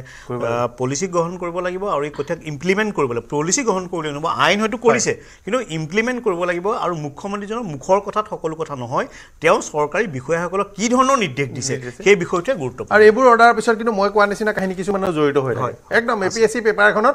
মানে ইংৰাজী মাধ্যমত পঢ়া ল'ৰা ছোৱালীবোৰে সাংঘাতিক লবি কৰি গভৰ্ণমেণ্টক বাধ্য কৰাই দিলে পেপাৰখন আঁতৰাই দিবলৈ লিম্বু ডাঙৰীয়া মই প্ৰথমতেতো সকলো বিষয়ত আমি ৰাজনীতিৰে চাবলৈ মানে যোৱাটো উচিত নহয় যেনেকৈ আমাৰ কংগ্ৰেছৰ মই নাজানিলোঁ নামটো আপোনাৰ যাই হওক ভাষা এটা অত্যন্ত দৰকাৰী আৰু সেনচিটিভ বিষয় হয় আমি সবেই অসমীয়া ভাষাৰ কাৰণে আমি যত্ন কৰিছোঁ আৰু যিসকল অভিভাৱকে নিজৰ মাতৃভাষাৰ ওপৰত যদি গুৰুত্ব দিছে তেতিয়াহ'লে মই নাভাবোঁ যে ভাষাৰ বহুত থ্ৰীট আছে আৰু মই আকৌ কৈছোঁ আপোনালোকক যেনেকৈ বৰাকত অসমীয়া ভাষা কম্পালচৰি কৰা হৈছে অথচ তাত বেংগলী মানুহে থাকে বড়ো কি BTRত বড়ো মানুহৰ মাজতো অসমীয়া ভাষা কম্পালচৰি কৰা হৈছে চৰকাৰে নাই কোকৰাঝাৰৰ প্ৰথম ভাষা নিশ্চিতভাৱে বড়ো হ'ব নাই বড়ো আছে কিন্তু অসমীয়া ভাষা কম্পালচৰি কৰা হৈছে ঠিক তেনেকৈ বৰাকতো বেংগলী ভাষা যদিও তাত আছে তথাপি তাত অসমীয়া ভাষা কম্পালচৰি কৰা ঠিক জাত্যাভিমানে আকৌ বিপদো কৰি থৈছে নাই কম্পালচৰি এটা লেংগুৱেজ কম্পালচৰি কৰা আছে আৰু আজি চৰকাৰ এইখন চৰকাৰে সকলো প্ৰাইভেট স্কুলত চৰকাৰী অসমীয়া ভাষা মানে বাধ্যতামূলক কৰাৰ কাৰণে আপোনালোকে দেখিব আহি থকা যিটো প্ৰজন্ম অসমীয়া ভাষা লিখিব আৰু পঢ়িব জনা হ'ব অন্তত তেওঁৰ যদি নিজৰ মাতৃভাষা যদিও অসমীয়া নহয় কিন্তু মই ক'ব খুজিছোঁ আমাৰ যিসকলে কৈ দিলে বৰ ডাঙৰ কথা কৈ দিয়া হ'ব অসমীয়া ভাষা লিখিব পৰা মানুহ অতি সাংঘাতিকভাৱে 40-50 লাখৰ ওপৰলৈ নাযায় কিন্তু অসমীয়া ভাষা বুজি পোৱা মানুহৰ সংখ্যা কিন্তু 4 কোটি 5 কোটি মান হ'ব মোৰ যদি ধাৰণা হয় ৰাইজে মনত ৰাখিব ৰাইজে কথাটো বিবেচনা কৰিব কিন্তু মই একেবাৰে এনে কোৱা নাই বহুত দিন